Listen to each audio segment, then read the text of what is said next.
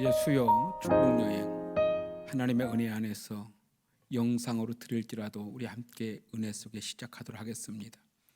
하나님은 어느 곳에 계든지 살아계시고 역사하시고 또 우리 예배를 받으시고 우리 가운데 임하셔서 우리와 함께 하시고 이 예배를 흠양하여 주실 줄로 믿습니다. 우리 이 시간에 함께 기도할 때에 먼저 하나님의 은혜와 사랑이 함께 하길 원합니다. 이 땅 대한민국에 하나님의 사랑이 함께 하시고 공의가 이 땅에 강물처럼 흐르게 하옵소서. 코로나19 감염병이 속히 잠잠하여지게 하시고 하나님의 은혜 안에서 모든 것이 주님의 말씀하심을 깨닫는 시간들이 우리가 되게 하옵소서. 여호와의 제단이 무너지지 않도록 이 민족의 교회들을 붙들어 주옵소서. 날마다 하나님의 은혜 안에서 이 땅의 모든 여호와의 제단을 우뚝 세워지게 하시고 오랜 기간 동안에 영상 예배로 하나님의 성전 예배를 드리지 못함으로 인하여 하나님의 성도들이 믿음으로 식어지지 아니하게 하시고 더 뜨거워지게 하시고 사모하게 하시고 여호와의 제단이 무너진 제단이 세워짐으로 하나님께 영광이 되는 역사가 있게 하여 주옵소서. 또 이 나라 이 민족에는 하나님의 경제가 회복되어지게 하시고 4월 15일 총선을 통해서 거룩한 믿음의 사람들, 일꾼들, 기도의 사람들이 세워질 수 있도록 하나님 은혜를 더하여 달라고 함께 기도합시다. 하나님의 교회가 든든하여 오랫동안 세워지며 주의 영광을 위한 하나님의 성전 되어지게 해달라고 기도하시고 우리가 위에서 기도하는 선교사님들과 해외 선교회를 감당하는 모든 이 사역 가운데 하나님이 도와달라고 함께 기도합시다.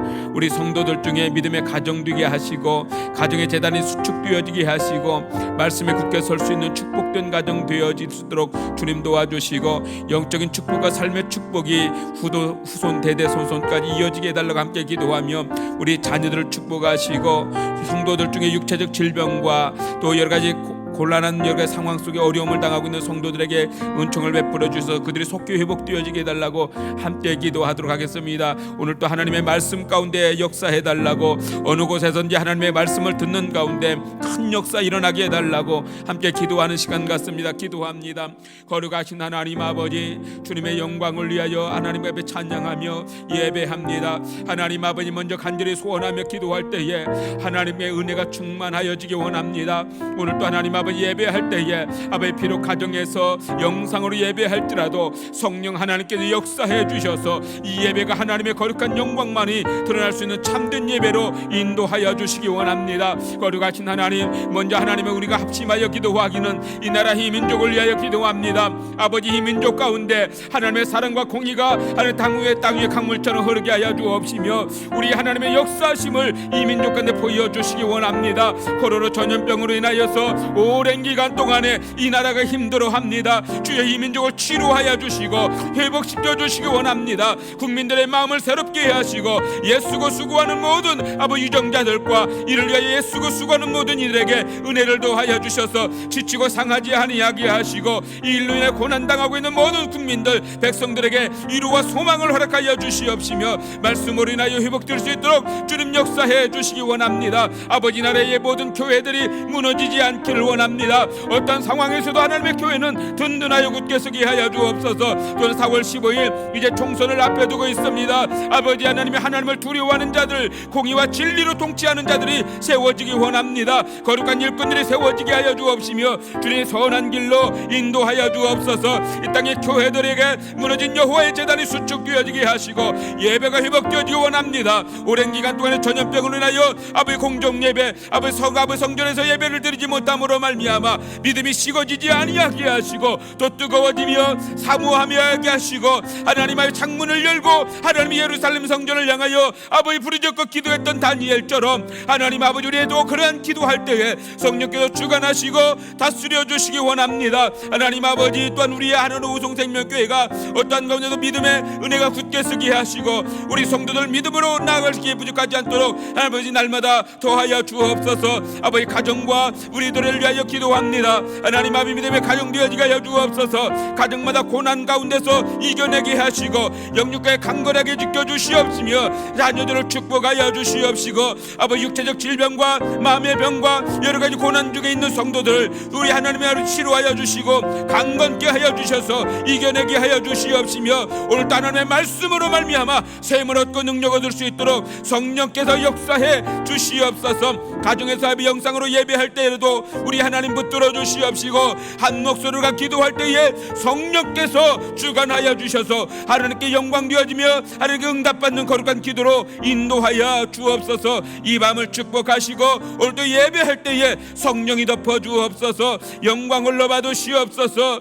예수님 거룩하신 이름으로 간절히 기도하옵나이다. 아멘 아멘. 오늘 우리에게 주실 하나님의 말씀은 사도행전 2장 37절로 42절 말씀입니다. 사도행전 2장 37절로 42절 말씀까지 우리 이 말씀을 한 목소리로 어느 곳에서 예배하든지 간에 우리 한 목소리로 이 말씀을 읽도록 하겠습니다. 사도행전 2장 37절로 42절 말씀 함께 읽습니다. 시작. 그들이 이 말을 듣고 마음에 찔려 베드로와 다른 사도들에게 물어 이르되 형제들아 우리가 어찌할꼬 하거늘 베드로가 이르되 너희가 회개하여 각각 예수 그리스도의 이름으로 세례를 받고 죄 사함을 받으라. 그리하면 성령의 선물을 받으리니 이 약속은 너희와 너희 자녀와 모든 먼데 사람 곧 주 우리 하나님이 얼마든지 부르시는 자들에게 하신 것이라 하고 또 여러 말로 확증하며 권하여 이르되 너희가 이 패역한 세대에서 구원을 받으라 하니 그 말을 받은 사람들은 세례를 받음에 이날에 신도 예수가 3천이나 더하더라. 그들의 사도의 가르침을 받아 서로 교제하고 떡을 떼며 오로지 기도하기를 힘쓰니라. 아멘 아멘. 오늘 수요 축복 여행도 영상으로 대신하여 드립니다. 우리가 어느 곳에서 예배하든지 하나님은 그곳에도 역사하시고 무소부재하신 하나님의 은혜가 여러분의 모든 가정과 삶의 현장 속에서도 함께 하심으로 예배의 주인공은 하나님이시고 또 예배를 흠양하신 분 하나님이시기에 여러분이 있는 곳에서 온 정성을 다하여 목숨을 다해 예배할 때에 성령 하나님께서 은혜로 더하시고 우리 하나님께서 받으시는 예배가 되어질 줄로 믿습니다. 계속해서 사도행전을 말씀을 드리고자 합니다. 오늘 사도행전 2장 37절로 42절 말씀을 가지고 성령을 선물로 받으라 라는 말씀을 전하고자 합니다. 애적에 오래전에 터키에서 있었던 사건인데요, 처음으로 그 나라에서 국산 자동차를 생산하게 되었답니다. 이제 처음 만들어진 국산 자동차를 시승하게 되어지는데 온 국민들이 다 흥분을 하게 됐지요. 그래서 이제 그날 대통령이 모든 국민들이 지켜보는 가운데서도 처음으로 생산된 국산 자동차를 타고 이제 한 바퀴를 돌기로 돼 있었습니다. 열렬한 박수를 받으면서 자동차가 시동을 걸고 출발을 했습니다. 그런데 300m도 못 가서 그만 시동이 꺼져버리고 말았습니다.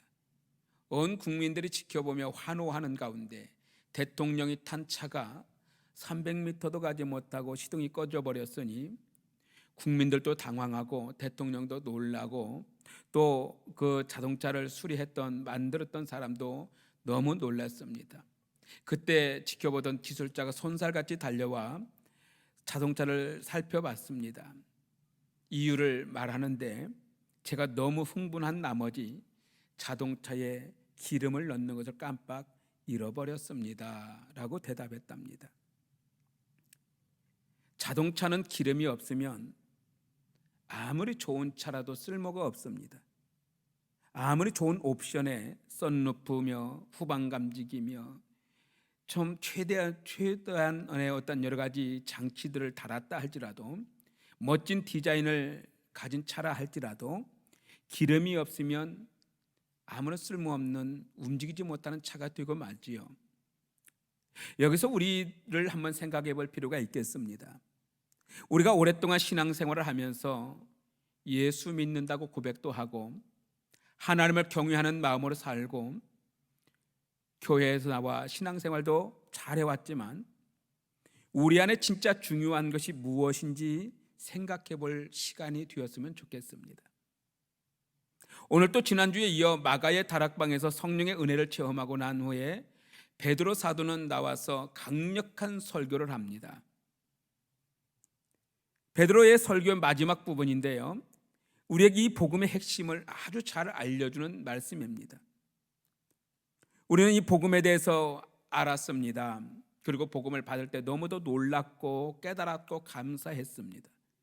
그러나 그러고 나서 아무런 행동이나 변화 없는 우리에게 과연 영적인 힘이 무엇인지 오늘 말씀을 통해서 알고 깨달아서 우리가 진정한 그리스도인으로 힘있고 능력있게 살아갈 수 있기를 주의 이름으로 축원합니다. 37절 말씀을 우리 함께 다시 읽도록 하겠습니다. 37절 말씀 시작. 그들이 이 말을 듣고 마음에 찔려 베드로와 다른 사도들에게 물어 이르되 형제들아 우리가 어찌할꼬 하거늘. 아멘. 여러분, 성령의 충만함을 받은 자들 앞에서 베드로 사도가 아주 강력한 설교를 합니다.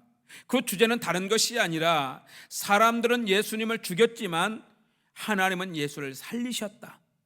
하나님은 예수님을 통해서 예수님께서 다시 살아나신 것을 보여주셨고 예수 그리스도 그분은 하나님의 아들이시다 라고 하는 내용을 가지고 설교합니다. 이 베드로의 설교를 들은 사람들은 마음에 찔렸다고 했습니다. 그러면서 외쳤던 말이 무슨 말이냐면 우리가 어찌할꼬라고 하는 어디다 보면 외침입니다. 찔리다, 마음이 찔렸다라고 하는 이 말은 헬라어로 카탄뉘소라고 하는 말을 씁니다. 즉 이 말은 말괄국에 밟혀서 움푹 패였다라는 뜻을 가지고 있습니다. 이 말은 로마 군인들이 예수님을 죽인 것도 아니고 유대인들이나 빌라도가 죽인 것이 아니라 당신들, 지금 이 설교를 듣고 있는 자신들이 예수님을 죽였다고 하는 이 심령 깊은 곳에서 받아들였고 이로 인해서 반성하고 안타까워하며 엎드리고 있는 것입니다. 지금까지 생각하기를 로마 군인들이 죽였을 것이다, 예수는 유대인들이 죽였을 것이다, 저 권력자들을 죽였을 것이다, 빌라도가 사형영장에 선고함으로 내어주었기 때문에 예수는 죽었을 것이다 라고 자신들을 알고 자신하고는 아무런 상관이 없는 것처럼 했지만, 그러나 베드로의 설교를 듣는 순간에 그들의 마음의 말발굽에 밟혀서 푹 패인 것처럼 가슴 깊이 패이고 패여서 그러면은 우리가 어찌할꼬, 우리가 내가 예수를 죽였다라고 하는 마음이 그들을 찔렸다고 하는 것입니다. 그러면서 그들이 말하면 그러면 우리가 어찌할꼬 라고 말하는 것이죠. 고통스러워하고 안타까워하고 있습니다. 아마 믿음이 없거나 성령의 은혜를 경험하지 못한 사람은 내가 언제 예수 죽였어? 말 조심하셔. 내가 언제 예수 죽였어? 라고 말할 것입니다. 저 로마 군인들이 예수를 죽였지, 저 빌라도가 예수를 사형 원도를 내렸지, 언제 내가 예수를 죽였소? 라고 그런 끔찍한 소리 하지 마시오 라고 대들었을 겁니다. 그런데도 불구하고 너희가 십자가 예수를 못 박았다라고 하는 이 베드로의 설교를 듣고 저들은 스스로 예수님을 십자가에 못 박았음을 인정하는 그 자체가 참으로 놀라운 변화입니다. 이것이 바로 성령의 은혜를 받은 자요, 하나님의 말씀에 변화된 사람들의 중심이라는 것입니다. 내가 아니했어도 내 자신이 예수를 이미 죽였다라고 하는 이 고백인 것입니다. 말씀에 변화된 사람은 자신이 죄인인 것을 고백합니다. 말씀에 성령에 붙들리고 말씀에 변화된 사람은 자기를 돌아보게 되고 얼마나 자기가 큰 죄인인지, 예수를 죽일 수밖에 없는 죄인인지를 깨닫게 되는 것입니다. 사랑하는 성도 여러분, 오늘 하나님의 말씀을 들을 때 내가 죄인임을 고백할 수 있기를 바랍니다. 예수가 아니면 나는 살 수 없었던 죄인이었음을 고백할 수 있기를 바랍니다.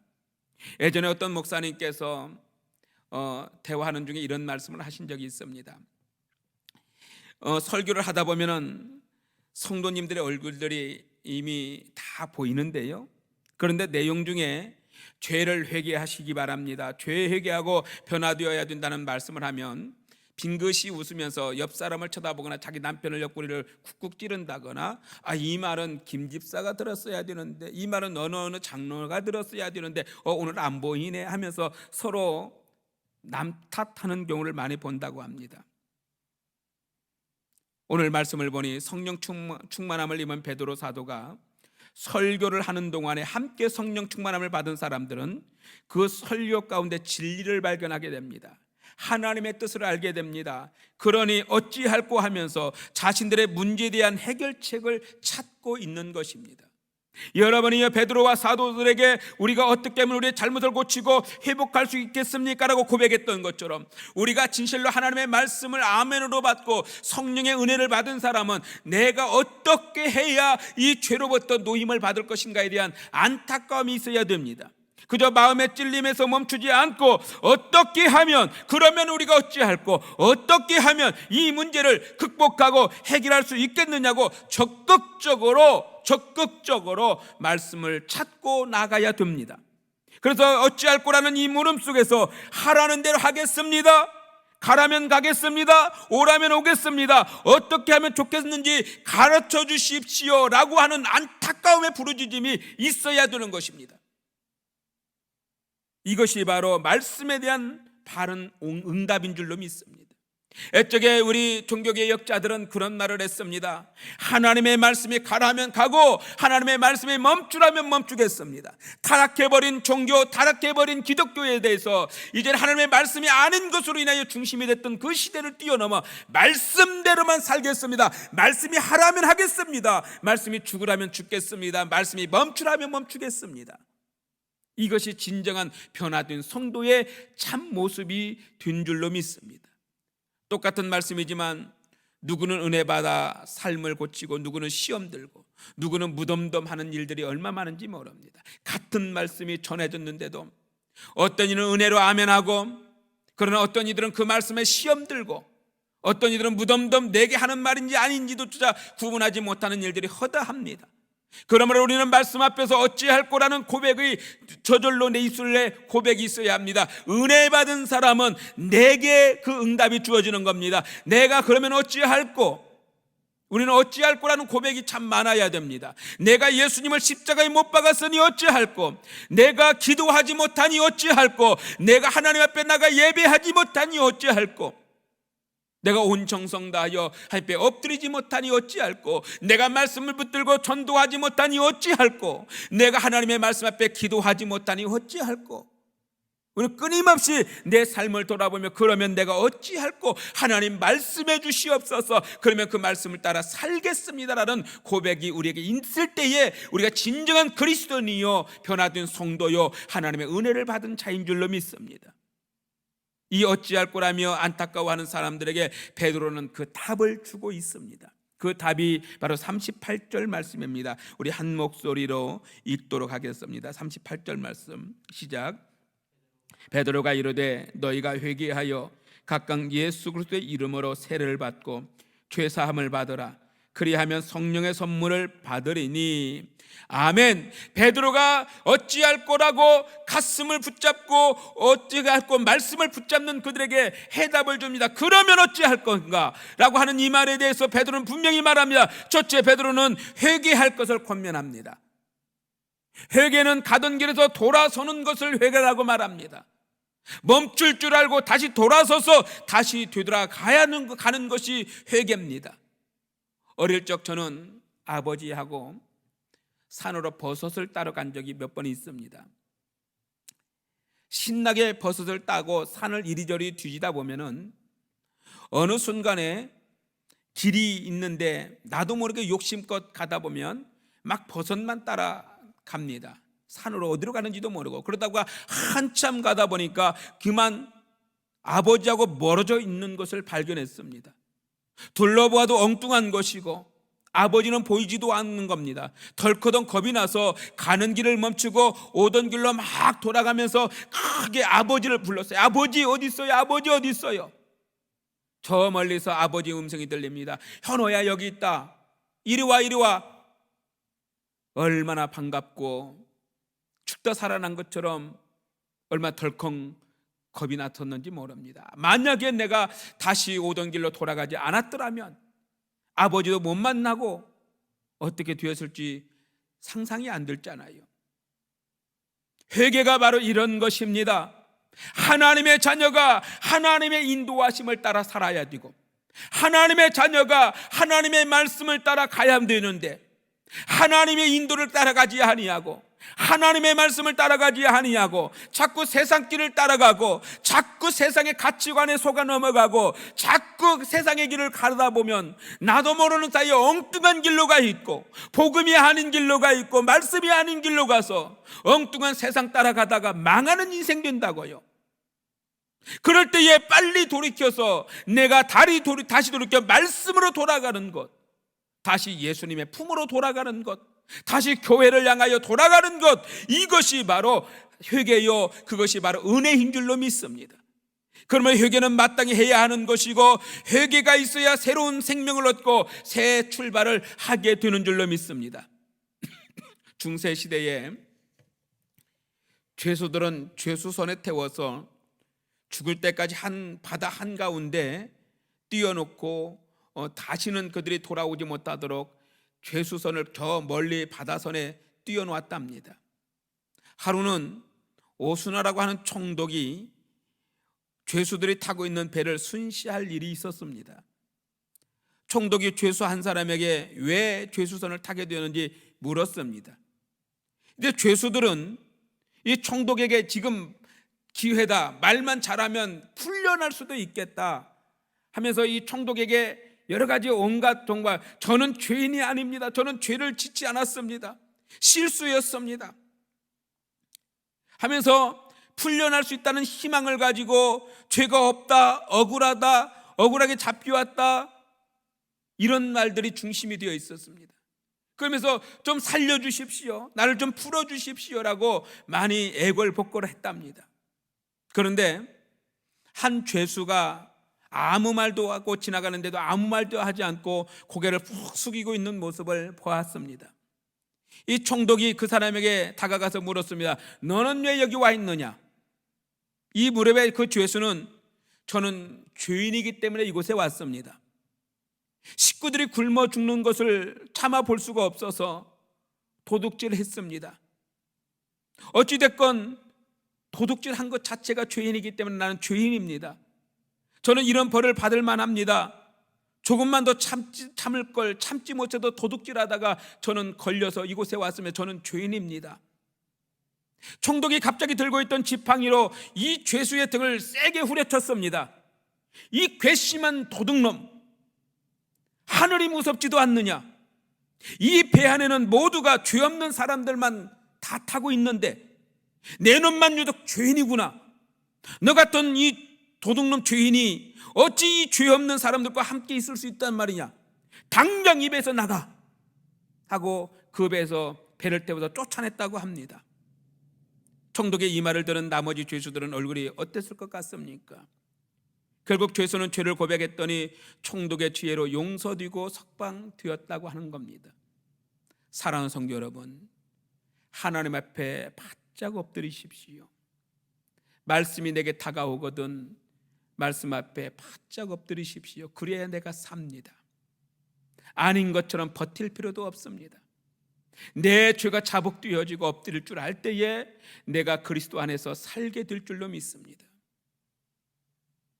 우리 주님의 십자가에는 우리를 죄를 위해서 지신 은혜입니다. 그 십자가 앞에 엎드리고 말씀 앞에 엎드릴 때에 나는 아무것도 아니지만 난 죄인일 수밖에 없지만 십자가의 은혜로 내가 살게 되는 줄로 믿습니다. 회개하고 돌이킬 때에 우리는 참으로 구원의 은혜를 누리게 될 줄 믿습니다. 두 번째로 사도 바울은 해답을 줍니다. 세례를 받고 죄사함을 받으라 라고 말합니다. 이 말은 예수님께서도 세례를 받으셨던 것처럼 세례를 받고 죄 수심과 용서 가운데서 예수님과 연합하라는 것입니다. 예수님과 좋은 사이가 되라는 것입니다. 하나가 되라는 것입니다. 세례는 연합입니다. 예수님과 한 몸이 되어지는 것입니다. 예수님의 원수에서 예수님의 친구로, 예수님의 제자로 그 자리로 옮겨가는 것이 세례입니다. 그러면 성령을 선물로 받아 성령 충만하게 하나님께서 이끌어 주신다는 겁니다. 그래야 예수님을 증언하고 예수님의 부활을 증언하는 제자가 될 수 있는 것입니다. 여러분, 세례가 무엇입니까? 공적으로 하나님의 자녀된 것이 공포되는 것이 세례입니다. 우리가 세례를 받았다고 하면은 무하메드 소속도 아니고 석가모니 소속도 아닌 예수님의 소속입니다. 나는 하나님의 것입니다. 지금부터는 하나님의 것입니다 라고 하는 것입니다. 우리는 세례를 받음으로 모든 사람 앞에서 나는 죽고 그리스도의 사람으로 다시 태어난다는 것입니다. 예수님의 십자가의 부활을 믿습니다. 이것이 바로 세례입니다.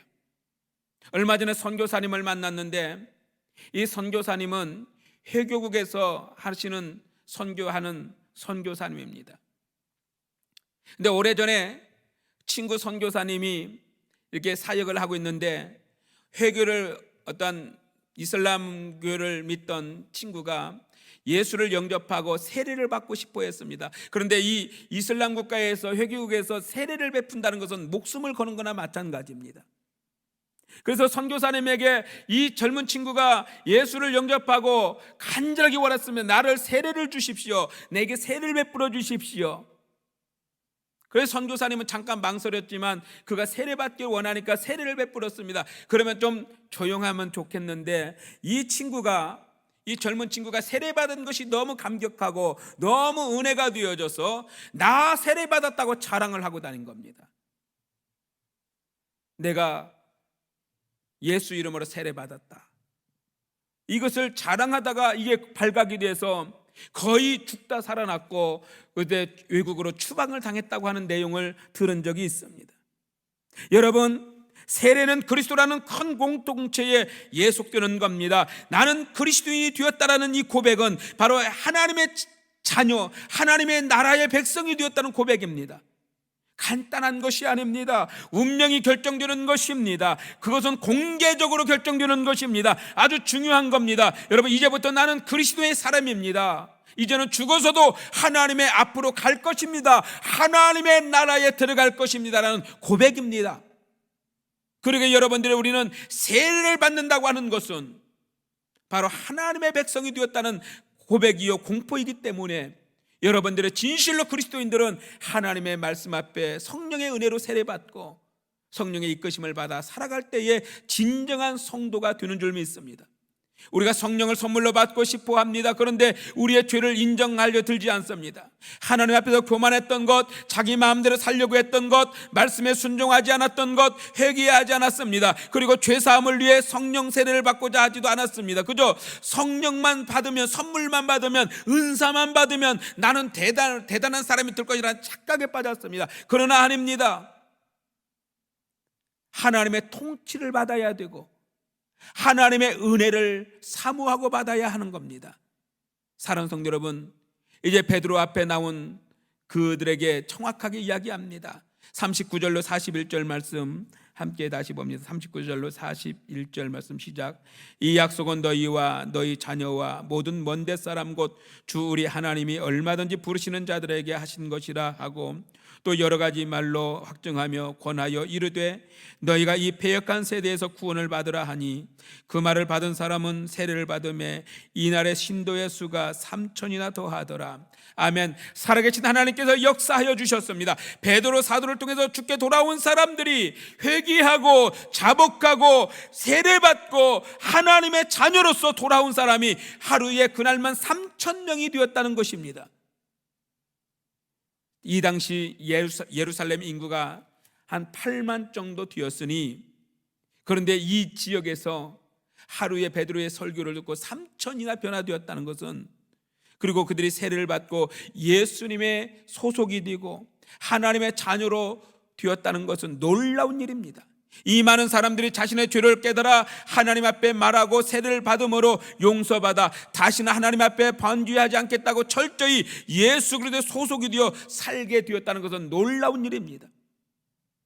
그러게 이들은 성령의 선물을 받을 만한 자격이 있는 자들입니다. 마찬가지입니다. 오늘 또 하나님 앞에 회개하고 엎드리며 말씀으로 돌아오는 자들을 성령으로 은혜로 우리를 덮어주시고 성령께서 우리를 붙들어 주시면 우리는 세상 가운데 당당하게 담대하게 말씀과 능력을 가지고 살게 될 줄로 믿습니다.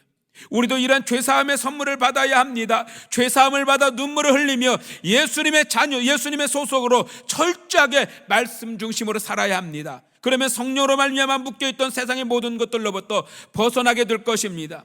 영적으로, 육적으로, 정신적으로 완전히 자유자가 될 것입니다. 그래서 성령을 선물로 받아 하나님을 아바 아버지라 부르시면서 그 축복의 기업을 누리게 되어지는 줄로 믿습니다. 42절 말씀 마지막에 보면은 그들이 사도의 가르침을 받아 서로 교제하고 떡을 떼며 오로지 기도하기를 힘쓰니라. 이것은 성령 받은 자들의 삶입니다. 사랑합니다. 교제합니다. 은혜를 나눕니다. 믿음으로 모든 것을 생각하고 믿음으로 말씀으로 나갑니다. 이것이 성령의 은혜를 받은 자들의 삶인 것입니다. 오늘도 하나님, 우리 그리스도인들은, 하나님의 자녀들, 우리 그리스도인들은 여러분 세상의 가치관을 가지고 세상의 모습을 따라 살아가는 자들이 아니라 철저하게 말씀 중심으로 살아가는 자들이 그리스도인입니다. 비록 영상으로 예배를 드린다 할지라도 여러분의 삶의 현장 속에 하나님의 말씀의 능력이 나타나기를 원합니다. 구원받고 죄사함받고 성령 세례받은 자들의 삶으로 변화되어져서 사랑하며 사십시오. 내 이웃을 내 몸처럼 사랑하며 떡을 떼며 가르침을 귀하게 여기고 예배하기를 힘쓰고 그리고 늘 하나님의 말씀 앞에 서로 사랑하며 교제하며 기도하기를 더욱더 힘쓰시기 바랍니다. 오늘 말씀 가운데 하나님께서 우리의 심령을 변화시키고 우리의 모든 것을 바꾸어 주시길 간절히 소망합니다. 오늘 예배하는 우리 모든 성도들에게 하나님의 말씀이 변화시켜서 여러분의 새로운 삶을 살아가는 거룩한 그리스도인이 다 되어지기를 주님의 이름으로 축복합니다. 기도합니다. 거룩하신 하나님 아버지, 비록 우리가 공동예배로 하나님의 성전에 모여서 수요 예배를 드리지 못하고 각자의 처한 환경에서, 때로는 직장에서, 가정에서, 삶의 현장에서 예배를 드릴지라도 우리 하나님 이 말씀을 인하여 우리를 변화시킬 줄로 믿습니다. 하나님 아버지, 오늘 또 우리가 어찌할꼬 하나님의 은혜 앞에 나를 죄인임을 고백했던 것처럼 우리도 하나님 앞에 죄인임을 고백하기 원합니다. 너무도 안일하게 살아왔던 우리들의 모습, 너무도 하나님 앞에 말씀 앞에 엎드리지 못했던 우리들의 모습, 내가 죄인이 아닌 것처럼 변장하고 살아왔던 우리들의 모습도 이제는 하나님 앞에 철저하게 내가 죄인입니다, 내가 어찌할 거라는 고백이 있어지길 원합니다. 뿐만 아니라 아버지, 고백 가운데 하나님 아버지 우리에게 주어진 은혜를 따라 살기 원합니다. 먼저 회개하기 원합니다. 하나님, 우리가 하나님 앞에 돌이키지 못하고 세상의 가치관과 세상의 방법으로 하나님의 말씀이 아닌 것, 은혜가 아닌 것으로 살아왔던 우리 모든 것을 회개하고 돌이킵니다. 이제 말씀 앞에 엎드리기 원합니다. 말씀이 가라 하면 말씀 앞에 따라가고 말씀이 멈추라면 멈출 줄 아는 거룩한 믿음을 주시옵소서. 하나님 앞에 그리하여서 하나님 앞에 말씀이 아닌 것으로 살았던 것을 돌이켜 이제 말씀으로 돌아가기 원합니다. 하나님의 은혜의 자리로 돌아가기 원합니다. 하나님, 회개하오니 용서해 주옵소서. 아버지, 또한 세례받고 죄사함 받기 원합니다. 하나님 아버지, 우리가 세례를 받았지만은 하나님의 형식적 세례가 되지 않게 하시고 성령의 은혜를 받고 성령의 세례를 받고 성령의 이끄심을 따라 살기 원합니다. 죄사함을 받고 하나님의 자녀로 살게 하여 주옵소서. 서로 사랑하게 하여 주옵소서. 은혜를 나누게 하여 주옵소서. 교제하며 떡을 떼게 하여 주옵소서. 서로 가르침을 받고 기도하기를 힘쓸 수 있는 믿음을 주시옵소서. 하나님 아버지, 간절히 소망합니다. 이 땅, 이 나라, 이 민족을 고치시옵소서. 이 나라에 하나님이 없는 나라 되지 않게 하시고 하나님의 은혜가 더욱더 충만하게 덮어주시옵소서. 이 민족이 회복되어지게 하여 주옵소서. 이 땅의 교회들을 치료하시고 지켜주시옵소서. 상한 심령들마다 하나님 치료하여 주시고 고쳐주옵소서. 예배가 회복되어질 수 있도록 전국 방방곡곡의 교회들을 붙들어 주시옵소서. 하나님 아버지, 주의 종들과 아버지 하나님 모든 성도들의 마음을 시원케 하시고 아버지, 속히 하나님 아버지 은혜의 자리로 나올 수 있도록 그 길 열어 주옵소서. 또 예배한 모든 성도들마다 하나님 은혜를 베풀어 주시고 우리 중에 아프고 연약한 성도마다 치료의 손길로 만져주셔서 강권적 성령의 능력으로 고쳐 주시옵소서. 이 밤도 축복해 줄 걸 믿사오며 예수님 거룩하신 이름으로 축복하며 기도하옵나이다. 아멘, 아멘. 축도합니다.